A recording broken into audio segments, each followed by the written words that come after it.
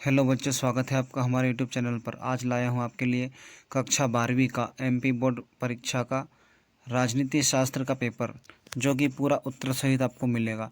High secondary परीक्षा 2025-26 का real paper है बच्चों। देखिए, रोल नंबर भी डाले हुए हैं। अगर इसके टाइम की बात करूँ 3 घंटे है और मैक्सिमम मार्क्स 80 है। ठीक है, टोटल 23 क्वेश्चन है। ये इसके निर्देश है। सभी प्रश्न अनिवार्य करने हैं।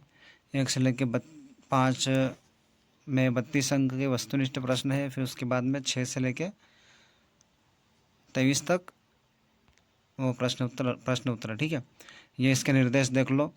और फिर चलते हैं पहला प्रश्न। सही क्या लिखा है? एक शब्द एक वाक्य में उत्तर दीजिए। पहला, आसियान समुदाय में 3 स्तंभों के नाम लिखिए। तो उसके 3 स्तंभ है: आसियान राजनीतिक सुरक्षा समुदाय, आसियान आर्थिक समुदाय, आसियान सामाजिक सांस्कृतिक समुदाय। उसके बाद में आसियान में 1972 में लिमिट्स टू ग्रोथ पुस्तक किसके द्वारा प्रकाशित की गई? तो क्लब ऑफ रोम के द्वारा। तीसरा, अर्थशास्त्रियों ने आर्थिक वैश्वीकरण को विश्व का क्या कहा है? तो एक एकीकृत बाजार कहा है। फिर चौथा, देश के विभाजन से प्रभावित 2 राज्यों के नाम लिखिए। तो पंजाब और बंगाल। कोई निर्वाचित जन प्रतिनिधि जिस पार्टी के टिकट से जीता हो, उस पार्टी को छोड़कर अगर दूसरे दल में चला जाए तो उसे क्या कहते हैं? दल बदल। आदिवासी पहचान के आधार पर अलगाववादी मांगे किन राज्यों द्वारा की गई? नागालैंड और मिजोरम। 1978 में गठित सरकारी कर्मचारी के ट्रेड यूनियन का नाम लिखिए। तो भारतीय मजदूर संघ। प्रश्न 2, सही विकल्प चुनकर लिखिए। पहला, 1917 की रूसी क्रांति के जनक नायक कौन है? तो व्लादिमीर लेनिन। दूसरा, संयुक्त राष्ट्र संघ की प्रतीक चिन्ह में जैतून की शाखाएं संकेत करती है। तो वो विश्व शांति की ओर। इसके बाद ब्राज़ील के रियो डी जनेरो में पृथ्वी सम्मेलन में कितने देशों ने भाग लिया था? तो 170 देशों ने। चौथा, वर्ल्ड सोशल फोरम की पहली बैठक हुई 2001 में। भारत ने किस संधि पर हस्ताक्षर करने से इनकार कर दिया? परमाणु अप्रसार संधि। फिर Indira is India, India is Indira का नारा किसने दिया था? तो D.K. बरुआ ने। इसके बाद में रिक्त स्थानों की पूर्ति कीजिए। 1967 में 5 देशों ने बैंकॉक घोषणा पर हस्ताक्षर करके आसियान की स्थापना की। विश्व व्यापार संगठन वैश्विक स्तर पर कार्यरत वित्त संस्थाओं की देखरेख करता है। साझा संसाधन का प्रबंधन साझे तौर पर अंतर्राष्ट्रीय समुदाय द्वारा किया जाता है। वैश्वीकरण की शुरुआत 1990 के दशक में हुई और शांतिपूर्ण सहअस्तित्व के 5 सिद्धांतों की घोषणा 1954 में की गई। पेरियार के नाम से प्रसिद्ध कांग्रेस कार्यकर्ता E.V. रामासामी नायकर। अब इसके बाद में बच्चों सत्य असत्य। अंतर्राष्ट्रीय आणविक ऊर्जा एजेंसी की स्थापना 1957 में हुई थी। तो ये सत्य है। भारत ने अगस्त 2005 में क्योटो प्रोटोकॉल पर हस्ताक्षर किए। ये भी सत्य है। स्वतंत्र भारत के प्रथम प्रधानमंत्री नेहरू जी ने संविधान सभा के एक विशेष सत्र को संबोधित किया था। उनका यह प्रसिद्ध भाषण भाग्यवधु से चिर प्रतीक्षित भेंट के नाम से जाना गया। तो ये सत्य। 1952 का भारत का आम चुनाव पूरी दुनिया में लोकतंत्र के इतिहास के लिए मील का पत्थर साबित हुआ। ये भी सत्य। और कांग्रेस के भीतर ताकतवर और प्रभावशाली नेताओं को एक समूह सिंडिकेट है। तो ये भी सत्य। 1966 में छत्तीसगढ़, उत्तराखंड और झारखंड का गठन हुआ। तो ये असत्य है। इसके बाद में बच्चों आपके सही जोड़ियाँ। दक्षिण पूर्व एशिया के धान की बालियाँ, तो वो है एकता का प्रतीक। सुरक्षा नीति का संबंध युद्ध की आशंका रोकने में होता है। तो इसका उत्तर है अवरोध। संपूर्ण विश्व की विरासत, तो वो है रोजा। समाजवादी नेता, वो है राम मनोहर लोहिया। मणिरत्नम यहाँ पर है बच्चों मैकडोनाल्डीकरण। 7 राज्यों का भाई, वो है सिक्किम। और मंडल कमीशन, तो वो है बिंदेश्वरी प्रसाद मंडल। इसके बाद में प्रश्न उत्तर। वैश्विक राजनीति में पर्यावरण की चिंता क्यों? साझी परंतु अलग अलग जिम्मेदारियों का सिद्धांत क्या है। इन सभी प्रश्नों के उत्तर आपको लास्ट में मिलेंगे। तो पेपर देखते हुए अपन चलते हैं लास्ट में। ठीक है बच्चों, ये आपका पेपर है। देखिए आप सारे प्रश्न यहाँ पे दे रखे हैं और हम चल रहे हैं उत्तर की ओर बिना किसी देरी के। देखते हैं उत्तर।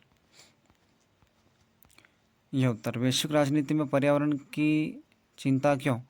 तो वैश्विक राजनीति में पर्यावरण की चिंता मुख्य रूप से जलवायु परिवर्तन, बढ़ते प्रदूषण और प्राकृतिक संसाधनों की कमी के कारण है, जो किसी एक देश तक सीमित न रहकर पूरी मानवता और पृथ्वी के अस्तित्व के लिए खतरा बन गई है। फिर दूसरा, साझी परंतु अलग अलग जिम्मेदारियों का सिद्धांत क्या है।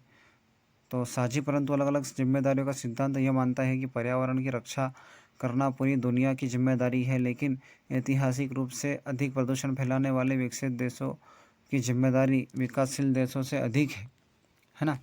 फिर इसके बाद में एक राष्ट्र एक संस्कृति, एक राष्ट्र और अखंड भारत के विचार का अर्थ स्पष्ट कीजिए। तो एक देश एक संस्कृति एक राष्ट्र और एक अखंड भारत का विचार भारत के सांस्कृतिक राष्ट्रवाद से गहराई से जुड़ा हुआ है। यह विचारधारा भौगोलिक एकता के साथ साथ सांस्कृतिक और भावनात्मक एकता पर भी जोर देती है। इसी तरह बच्चों देखो, सारे क्वेश्चन के उत्तर आपको यहाँ पे मिल जाएंगे, है ना। जैसे कारगिल संघर्ष पर टिप्पणी। तो कारगिल युद्ध के रूप में कारगिल युद्ध के रूप में जाना जाने वाला संघर्ष मई 1999 में शुरू हुआ, जब घुसपैठियों ने चुपके से नियंत्रण रेखा पार कर ली और ऊंची चोटियों पर भारतीय चौकियों पर कब्जा कर लिया। उनका नापाक मकसद श्रीनगर को लेह से जोड़ने वाली महत्वपूर्ण राजमार्ग 1A को काटना था, लेकिन उन्होंने एक राष्ट्र की इच्छा शक्ति को कम करके आंका था, है ना। ऐसे देखो, बिहार का छात्र आंदोलन क्या था।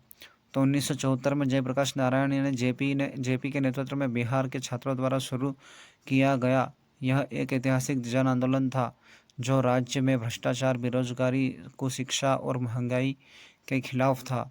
इसे संपूर्ण क्रांति के नाम से भी जाना जाता है। भारत में बाद में यह इंदिरा गांधी की केंद्र सरकार के खिलाफ एक व्यापक आंदोलन बन गया, जिसके कारण देश में इमरजेंसी भी लग गई थी, है ना बच्चों। इसके बाद में यह आपका लोकतंत्र में विविधताओं के बीच एकता कायम करने के लिहाज से क्या शिक्षा मिलती है ना। इस तरीके से सारे प्रश्नों के उत्तर आपको यहाँ पर मिल जाएंगे, ये आप देख सकते हैं। तो मैं इनको आगे बढ़ा रहा हूँ, ठीक है, क्योंकि उत्तर बहुत बड़े हैं और बहुत सारे हैं, एक दो उत्तर नहीं है, वीडियो बहुत लंबा हो जाएगा। तो वीडियो को बिना लंबा किए हुए मैं आपको सारे उत्तर यहाँ पे दिखा रहा हूँ बच्चों।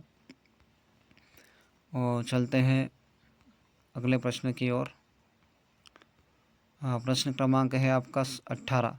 बांग्लादेश में लोकतंत्र कैसे स्थापित हुआ, विस्तार पूर्वक समझाइए। ठीक है। इसके बाद केरल में विकास और नियोजन के मॉडल को समझाइए। फिर टिप्पणी, पोस्को टिप्पणी और प्रथम पंचवर्षीय योजना, बॉम्बे प्लान, आपातकाल क्या है, इसके अथवा में 1975 के राष्ट्रीय आपातकाल की घोषणा करते हुए भारत सरकार ने इसके क्या कारण बताए थे। शीत युद्ध के समय भारत और सोवियत संघ के संबंधों की व्याख्या कीजिए।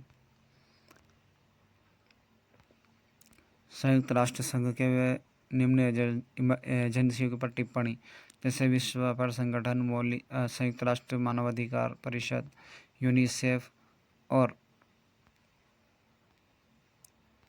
शीत युद्ध के बाद संयुक्त राष्ट्र संघ के में आए सुधारों की विस्तृत व्याख्या कीजिए, है ना। मणिपुर और हैदराबाद के भारत में विलय को समझाइए, भारत में कैसे इनको विलय किया गया।